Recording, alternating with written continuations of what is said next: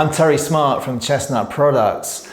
Now previously we've prepared the timber as much as we can, taking it from something like this to something like this, and we can see it's much smoother now, but there's still some loose fibrous material that we need to deal with, and we're going to do that by using a sanding sealer. Now these come in several different options, but the most popular one tends to be the cellulose sanding sealer.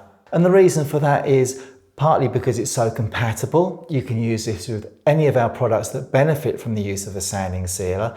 And that's things like the waxes, the lacquers, including the aerosol ones, and friction polish. It's very quick drying, and it also is very easy to use. Now with the cellulose sanding sealer, there's a sanding agent in the bottom of the tin. That does several different jobs. The first one it does is to fill the open pores of the wood so that when you put the next coating on, more of it stays on the surface. Now that's great not just for your pocket, because it means you use less of the next coat, but also with finishing. The thinner the coat, the less prone it is to being damaged. So that will give you a better result.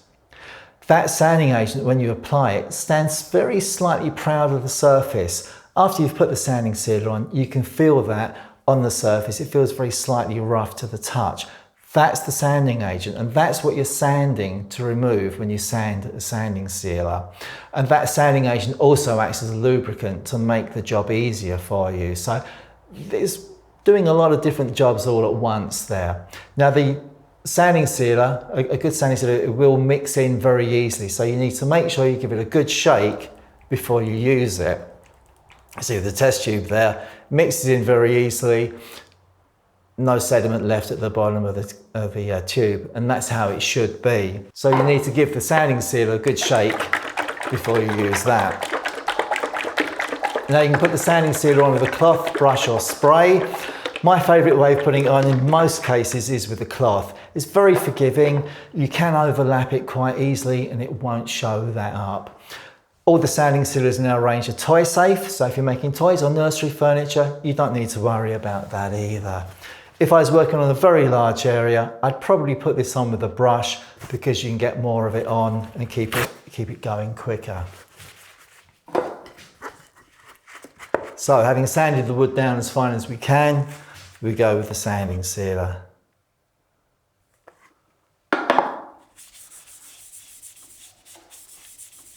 We wipe it all over the surface. Don't need too much of it. It's much easier to put more onto the cloth and reapply it than to flood the surface.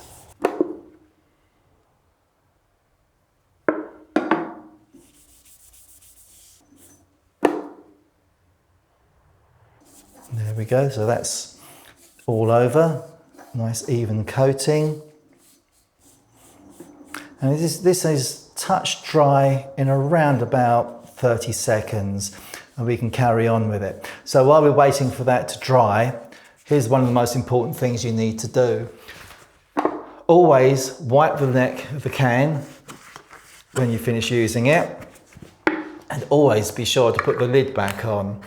Wiping the neck of the can makes sure that the lid will come off easily next time you go to use it. Putting the lid back on means that when you knock it over, it doesn't go all over the floor. So put that out of the way, and that's dry already. It's as quick as that. Several different options on how to sand the sanding sealer back. On this occasion, I'm just going to use an abrasive, and I would usually use the last abrasive that I used on the timber. And in this case, that's the orange Niweb. So grab that. We'll let the lathe do the work for us. Before we do that though, we'll have a quick look under the microscope at a finish that's been sealed with the cellulose sanding sealer. Now you can see how it's sealed the surface, and the white specks you can see, and remember those aren't really visible to the naked eye, those white specks is a sanding agent, and that's what we're going to remove with the sanding action. No real pressure required here. Again, the lathe's doing the work for you, and it's a sanding sealer. It's designed to be sanded and sands very easily. There we go. And that's now smoothed down and ready to go. And if we remember Going back to how the eye sees the gloss is by the amount of light that's reflected.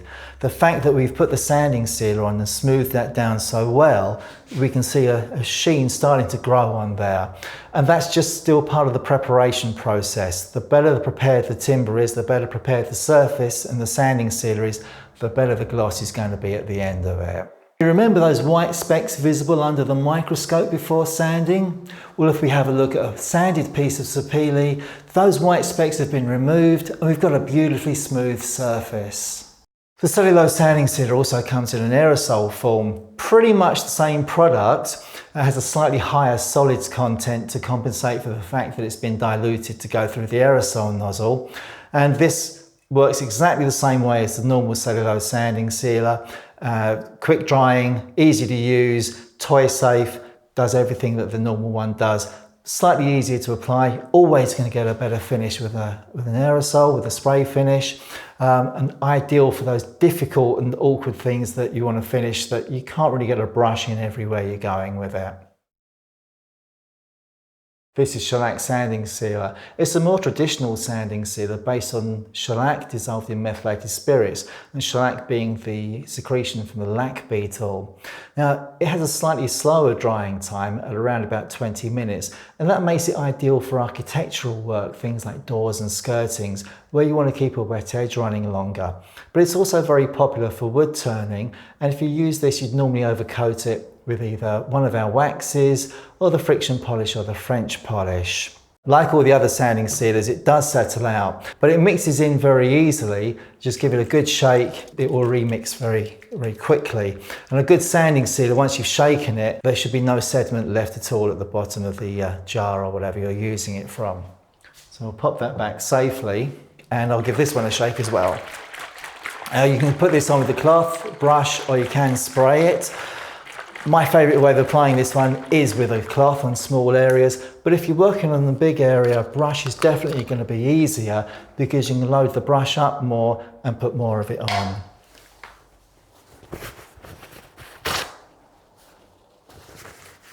So we'll load the cloth up. Again, we don't need too much of it on there, just enough to wet the surface. Just get a little bit in the edge first.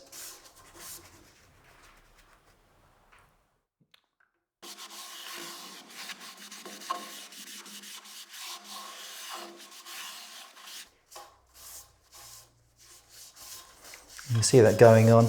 Now, it is a clear sanding sealer.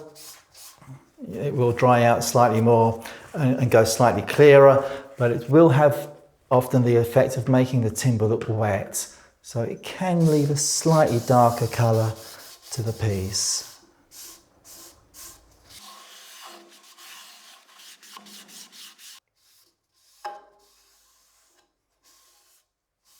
So there we go. That's the whole area covered very quickly, very easily. Put the lid back on and we'll leave that 20 minutes, come back to that and sand it down.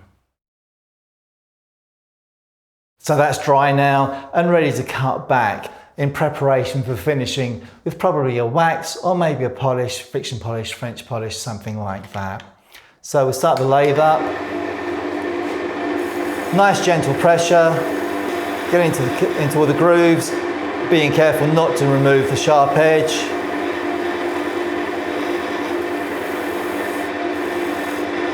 Just get the rim there. And that's done, it's nice and smooth, ready for the next coat. The last sanding sealer I want to talk about today is the acrylic sanding sealer.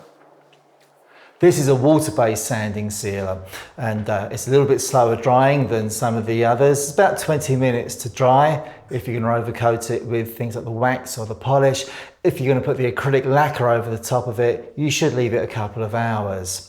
Being water-based, there's virtually no smell at all to it, and no flammability problems either. So if you're unhappy with some of the more solvent-based products, this is a great alternative. It does use what's grandly called non-grain raising technology, so it doesn't raise the grain either. So it's very easy to get on with. It is a little bit finicky in the application though, so a little bit of care and attention, a little bit of patience is required, but you will get a great finish from it. As with all the other sanding sealers, you need to shake it first before you use it. and I'm going to apply it onto this piece here. You can put it on with a cloth, you can put it on with a brush, and you can spray it if you have the correct facilities.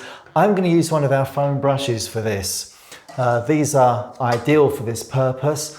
Acrylics have a tendency to froth up when you apply them, but the foam brushes reduce that to a bare minimum because there are no bristles with air trapped in them to interact with the sanding sealer.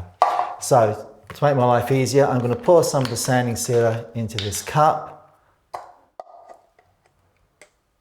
Shouldn't need too much of it.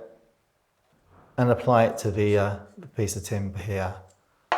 So nice even coats.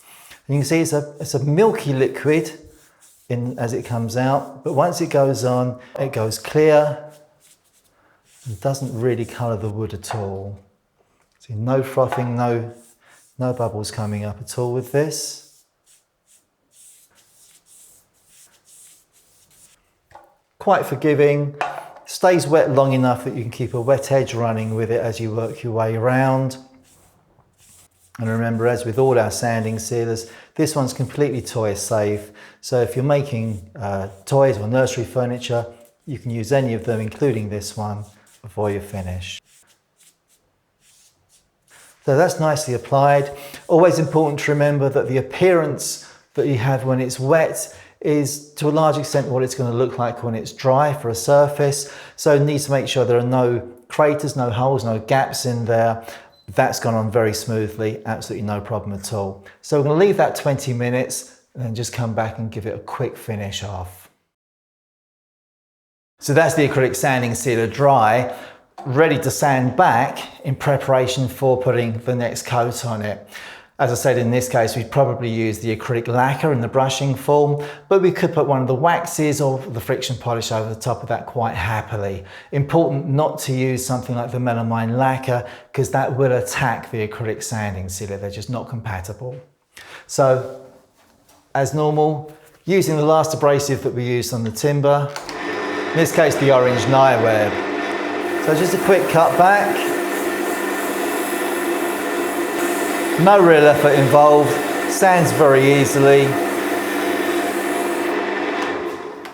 The acrylic sanding sealer also comes in an aerosol format, this one here. Now, this is slightly different to the one in the bottle. We use different resins in there, which give it a quicker drying time, around about 10 to 15 minutes, and a slightly harder wearing finish. And this one's ideal for using with the aerosol lacquers, the acrylic aerosols, such as the acrylic gloss lacquer, acrylic satin lacquer, ebonizing lacquer, but you can also put the waxes and the friction polish over it as well.